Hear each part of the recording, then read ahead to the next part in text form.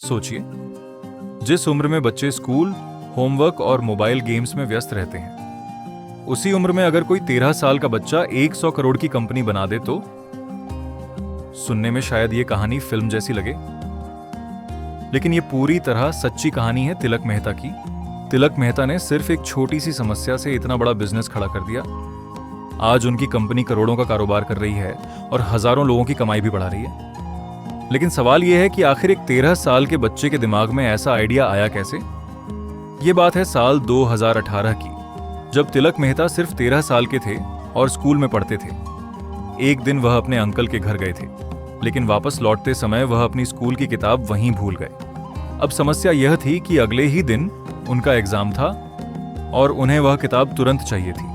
उन्होंने सोचा कि किसी डिलीवरी कंपनी से किताब मंगवा लेते हैं, लेकिन जब उन्होंने कई कंपनियों से बात की तो पता चला कि सेम डे डिलीवरी या तो उपलब्ध नहीं है, और अगर है भी तो उसके लिए बहुत ज्यादा पैसे देने पड़ेंगे।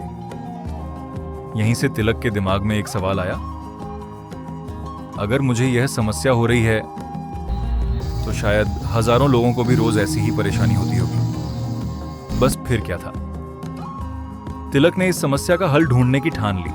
उन्होंने पेपर्स एंड पार्सल्स नाम से एक स्टार्टअप शुरू किया, लेकिन उनके सामने सबसे बड़ी समस्या थी पैसे और नेटवर्क की।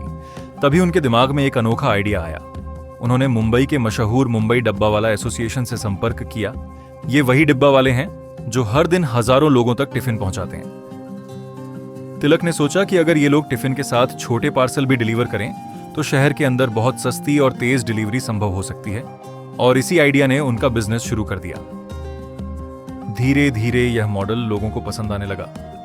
आज पेपर्स एंड पार्सल्स के साथ 200 से ज्यादा कर्मचारी काम करते हैं, 5000 से ज्यादा डिब्बा वाले जुड़े हुए हैं, और सबसे खास बात यह है कि इस कंपनी की वजह से कई डिब्बा वालों की कमाई दोगुनी हो गई है। आज इस कंपनी का कारोबार 100 करोड़ रुपए से भी ज्यादा बताया जाता है, और तिलक मेहता की नेटवर्थ भी करोड़ों में पहुंच चुकी है।